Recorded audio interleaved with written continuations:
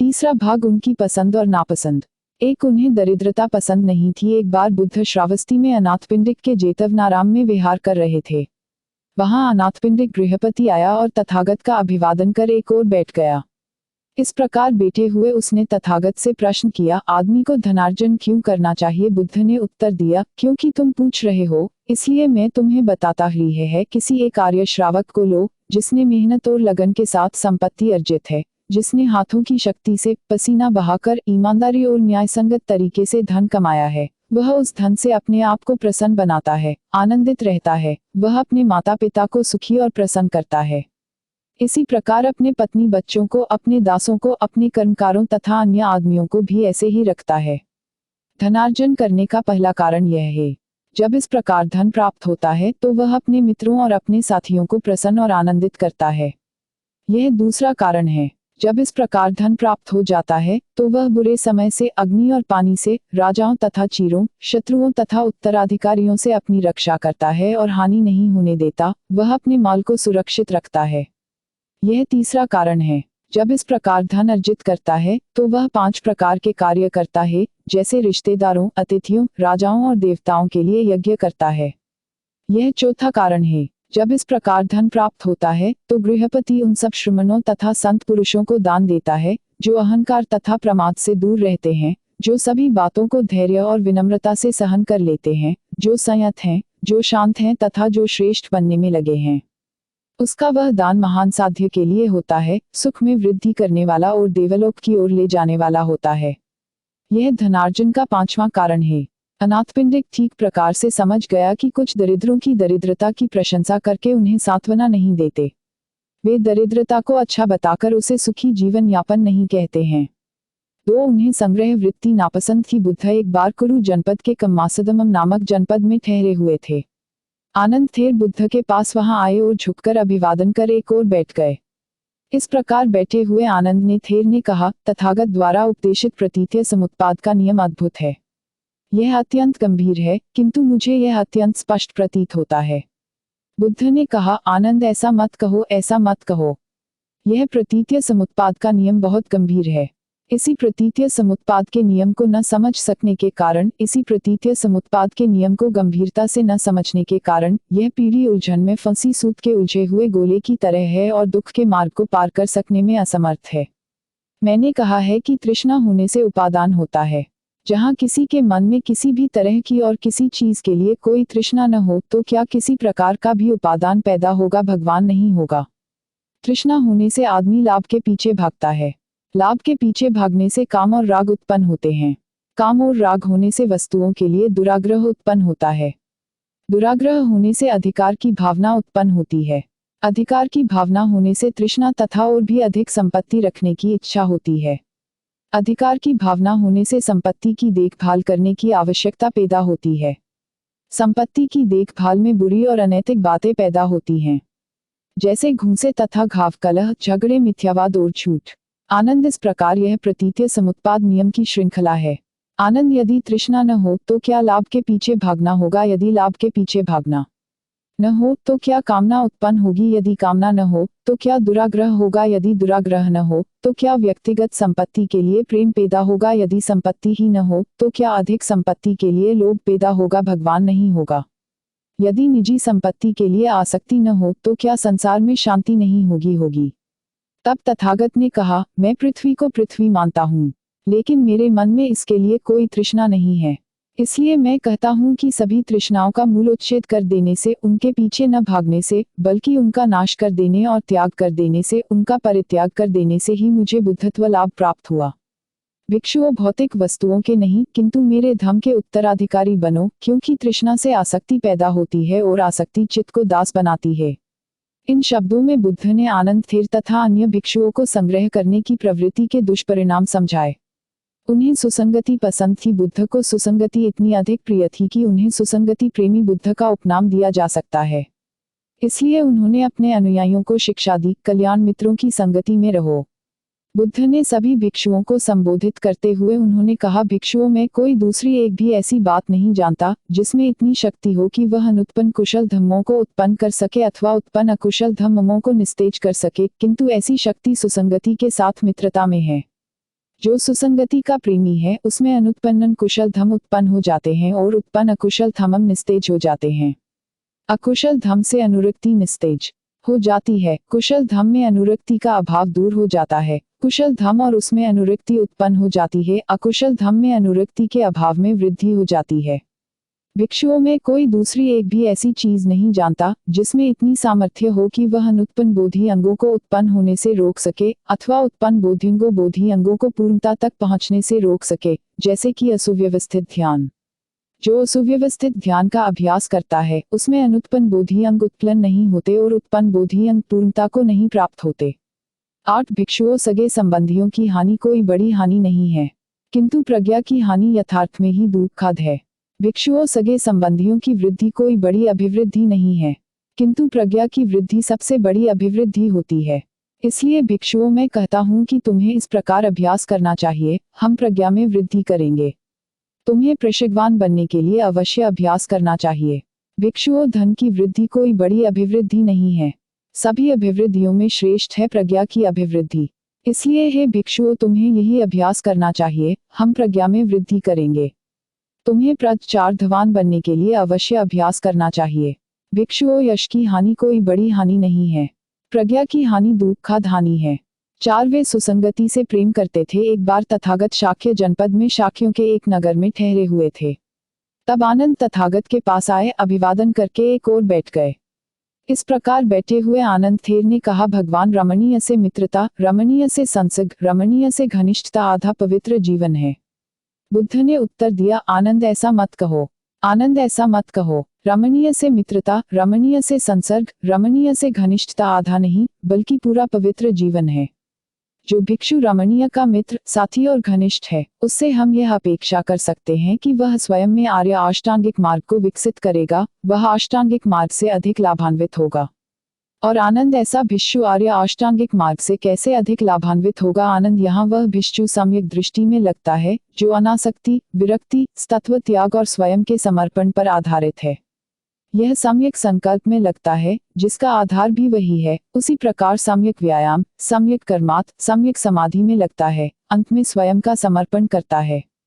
आनंद इस प्रकार रमणीय का मित्र, रमणीय का साथी, रमणीय का घनिष्ठ भिक्षु आय अष्टांगिक मार्ग में लगता है और उससे लाभान्वित होता है। आनंद यह विधि है जिसके द्वारा तुम्हें समझना है कि किस प्रकार पवित्र जीवन रमणीय से मित्रता, रमणीय से संसर्ग, रमणीय से घनिष्ठता में पूर्णता पाता है। आनंद यथार्थ में मरण स्वभाव प्राणी, दुख, शोक, विलाप और निराशा को प्राप्त होने वाले प्राणी रमणीय से मित्रता होने के कारण इन सबसे मुक्त हो जाते हैं। आनंद यह विधि है जिसके द्वारा तुम्हें समझना है कि पूर्ण पवित्र जीवन रमणीय के साथ मित्रता से, संसर्ग से और घनिष्ठता से बनता है। प्राकृतिक सौंदर्य से पूर्ण वन, एकांत एवं सूना क्षेत्र एवं विपस्सना ध्यान योग्य स्थान ही रमणीय कहा जा सकता है। उपसंहार 1 बुद्ध की प्रशस्ति 2 उनके धम्म के प्रचार की शपथ 3 बुद्ध के पुनः स्वदेश लौटाने की प्रार्थना। 1 बुद्ध की प्रशस्ति बुद्ध का जन्म 2500 वर्ष पूर्व हुआ था। आधुनिक विचारक और वैज्ञानिक उनके तथा उनके धम्म के विषय में क्या कहते हैं, इस विषय पर उनके विचारों का संग्रह उपयोगी होगा। प्रोफेसर एस राघवाचार्य कहते हैं, बुद्ध के आविर्भाव से ठीक पहले का काल भारतीय इतिहास के सर्वाधिक अंधकारमय युगों में से एक था। बौद्धिक रूप से यह एक पिछड़ा युग था। उस समय के विचार धर्म ग्रंथों की सत्ता के प्रति निर्विवाद अंधविश्वासों से जकड़ा हुआ था। नैतिकता दृष्टि से यह एक अंधकारमय युग था। आस्तिक हिंदुओं के लिए नैतिकता का अर्थ धर्म ग्रंथों के अनुसार अनुष्ठानों और कर्मकांडों का उचित निष्पादन था। यथार्थ नैतिक विचार जैसे आत्मत्याग या चित्त की पवित्रता का उस समय की नैतिक चेतना में यथोचित स्थान प्राप्त नहीं था। माननीय आर.जे. जैक्सन का कथन है, बुद्ध की शिक्षाओं का विशिष्ट गुण भारतीय धार्मिक विचारधाराओं के अध्ययन द्वारा स्पष्ट किया जा सकता है।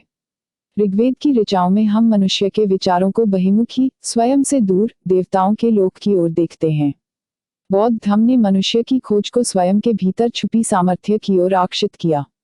वेदों में हमें प्रार्थना, प्रशंसा और आराधना मिलती है। बौद्ध धम्म में ही पहली बार हम रूप से कार्य करने के लिए चित्त का प्रशिक्षण पाते हैं। माननीय विनवुड रीड कहते हैं, जब हम प्रकृति की पुस्तक खोलकर देखते हैं, जब हम खून और आंसुओं से लिखी लाखों करोड़ों वर्षों के विकास की कथा पढ़ते हैं, जब हम जीवन को नियंत्रित करने वाले नियमों, विकास के उत्पादक नियमों को पढ़ते हैं, तब हम स्पष्टतया देखते हैं कि ईश्वर प्रेम स्वरूप है। यह सिद्धांत कितना भ्रामक है। प्रत्येक वस्तु में अन्यायपूर्ण चरित्रहीनता और असंयमित अपव्यय है। जितने भी प्राणी जन्म लेते हैं, अंत में केवल बहुत थोड़े प्रतिशत बच पाते हैं। समुद्र, आकाश और जंगल में केवल यही नियम लागू है कि दूसरों को खाओ या दूसरों द्वारा खाए जाने के लिए तैयार रहो। हत्या ही विकास का नियम है। माननीय रीडे ने अपनी मार्टम ऑफ मैन नामक पुस्तक में यही कहा है कि बुद्ध का धम्म कितना भिन्न है। डॉक्टर रजन राय का कथन है, शताब्दी के उत्तरार्ध के दौरान संरक्षण के 3 नियम प्रभावी थे। किसी ने भी उनका विरोध नहीं किया। वे थे 1 जड़ पदार्थ का नियम पदार्थ, 2 जड़ पदार्थ के समूह का नियम और 3 शक्ति का नियम। वे उन आदर्शवादी चिंतकों के तुरुप के पत्ते थे जो उनके अविनाशी होने के विचार की कदर करते थे। शताब्दी के वैज्ञानिक उन्हें सृष्टि के संचालक घटक स्वीकार करते थे।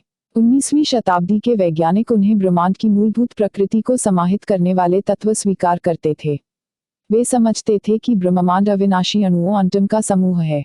ज्यों ही 19वीं शताब्दी अपनी समाप्ति के समीप पहुंच रही थी, सर जे थॉमसन और उनके अनुयायियों ने अणुओं पर प्रहार करने प्रारंभ कर दिए। आश्चर्यजनक बात यह हुई कि अणु भी टुकड़ों में विभाजित होने शुरू हो गए थे। ये टुकड़े परमाणु कहे जाने लगे, जो सभी समान थे तथा ऋणात्मक विद्युत से संचालित थे। जिन अणुओं को मैक्सवेल द्वारा ब्रह्मांड के अथवा वास्तविकता के अविनाशी आधार स्तंभ के रूप में माना जाता था, वे खंड हो गए। वे छोटे छोटे खंडों, प्रोटॉन और इलेक्ट्रॉन विद्युत अणु में खंडित हो गए, जो क्रमशः धनात्मक और ऋणात्मक विद्युत से आवेशित थे। एक निश्चित अविनाशी जड़ पदार्थ समूह की कल्पना विज्ञान से विदा हुई। इस शताब्दी में सभी का विश्वास है कि पदार्थ का प्रत्येक क्षण क्षय हो रहा है। बुद्ध का अनित्यता का सिद्धांत सुदृढ़ हो जाता है। विज्ञान के द्वारा सिद्ध कर दिया गया है कि ब्रह्मांड का क्रम चीजों का जुड़ना और बिखरना तथा पुनः जुड़ना है। आधुनिक विज्ञान के अनुसार अंतिम तत्व अनेक होकर एक भासित होने वाला है। आधुनिक विज्ञान बुद्ध के अनित्यता और अनात्मवाद के सिद्धांतों की प्रतिध्वनि है। श्री जी टेलर अपनी बुद्धिज्म एंड मॉडर्न थॉट बौद्ध धर्म और आधुनिक विचार में कहते हैं, मनुष्य काफी समय से बाहरी सत्ता द्वारा शासित होता रहा है। यदि उसे वास्तविक अर्थ में सभ्य बनना है तो उसे स्वयं अपने नियमों द्वारा अनुशासित होना अवश्य ही सीखना पड़ेगा। बौद्ध धर्म ही प्राचीनतम नैतिक व्यवस्था है जिसमें मनुष्य को स्वयं अपने आप का अनुशासक बनने की शिक्षा दी गई है। इसलिए इस प्रगतिशील संसार को बौद्ध धर्म की आवश्यकता है ताकि वह उससे सर्वोच्च शिक्षा प्राप्त कर सके। ईसाई धर्म के यूनिटेरियन संप्रदाय के पादरी संत लेस्ली बोल्टन का कहना है, मैं बौद्ध धर्म के आध्यात्मिक मनोविज्ञान में इसका सबसे शक्तिशाली योगदान मानता हूँ। बौद्धों के समान यूनिटेरियन ईसाई भी धार्मिक ग्रंथों, चर्च पुस्तक या मतों की बाह्य सत्ता को अस्वीकार करते हैं और स्वयं मनुष्य के भीतर मार्गदर्शक प्रदीप देखते हैं। यूनिटेरियन मत के अनुयायी ईसा मसीह और गौतम बुद्ध दोनों की ही जीवन शैली को श्रेष्ठ प्रतिपादक के रूप में देखते हैं। प्रोफेसर डेविड गोडर्ड कहते हैं, विश्व के समस्त धार्मिक संस्थापकों में से केवल बुद्ध को यह गौरव प्राप्त है कि उन्होंने मनुष्य में मूलतः विद्यमान उस निहित शक्ति को पहचाना जो कि बिना किसी बाह्य निर्भरता के उसे मुक्ति के मार्ग पर अग्रसर कर सकती है। यदि एक वास्तविक महान पुरुष का महात्म्य इसी बात में है कि समस्त मानव मात्र के महत्व को ऊंचा उठाने में निहित है, तो वास्तविक महान कहलाने के लिए तथागत से बढ़कर अन्य कौन हकदार है? जिन्होंने किसी अन्य बाह्य शक्ति को मनुष्य के ऊपर स्थापित कर उसे निम्न दर्ज पर पहुंचाने के स्थान पर उसे प्रज्ञा और मैत्री के सर्वोच्च शिखर तक ऊंचा उठा दिया है। बुद्धिज्म बौद्ध धर्म नामक पुस्तक के लेखक श्री ईजे का कथन है, किसी भी अन्य धर्म में विद्या को इतना महत्व नहीं दिया गया और अविद्या अज्ञान की इतनी भर्त्सना नहीं की गई जितनी कि बौद्ध धर्म में। किसी भी अन्य धर्म में अपनी आंखें खुली रखने पर इतना अधिक बल नहीं दिया गया है। किसी भी अन्य धर्म ने मानसिक संस्कृति के संवर्धन के लिए इतनी गहराई तक व्यवस्थित योजना नहीं बनाई है। Professor W.T. अपने बुद्धिस्ट एथिक्स बौद्ध नीतिशास्त्र नामक पुस्तक में कहते हैं, बौद्ध धर्म का नैतिक आदर्श पुरुष अहत न केवल अहत की दृष्टि से बल्कि सदाचार और बौद्धिक विकास की दृष्टि से महान होना चाहिए। उसे एक दार्शनिक के साथ एक अच्छे आचरण का मनुष्य भी होना चाहिए। बौद्ध धर्म के द्वारा सदैव ही ज्ञान को मुक्ति के लिए अनिवार्य माना गया है तथा अविद्या, अज्ञान और तृष्णा को निवारण का प्रधान बाधक कारण स्वीकार किया है। इसके विपरीत ईसाई आदर्श पुरुष के लिए ज्ञान का होना कभी भी आवश्यक अंग नहीं माना है। क्यों? इसके संस्थापक का अदार्शनिक चरित्र था, जिसके कारण ईसाई धर्म वैचारिक व्यवस्था में मनुष्य का नैतिक पहलू बौद्धिक पहलू से अलग कर दिया गया है। संसारी दुखों के मूल में धृष्टता से कहीं अधिक अज्ञानता और अंधविश्वास का हाथ रहा है। बुद्ध ने इसकी अनुमति नहीं दी थी। यह दर्शाने के लिए इतना पर्याप्त है कि बुद्ध और उनका धर्म कितना और कितना अनुपम है। कौन ऐसा होगा जो बुद्ध को अपना शास्त्र स्वीकार नहीं करना चाहेगा? 2. उनके धम्म के प्रचार की शपथ प्राणी असीमित एवं अनंत है। आओ हम उन सभी को भवसागर से पार उतारने की शपथ लें। हम में असंख्य कमजोरियां हैं, आओ हम उन सभी को मिटा देने की शपथ लें। सत्य अनंत हैं, आओ हम उन सभी को समझने की शपथ लें। बुद्ध का मार्ग अनुपम एवं अतुलनीय है, आओ हम पूर्णता से उसे निष्पादित करने की शपथ लें।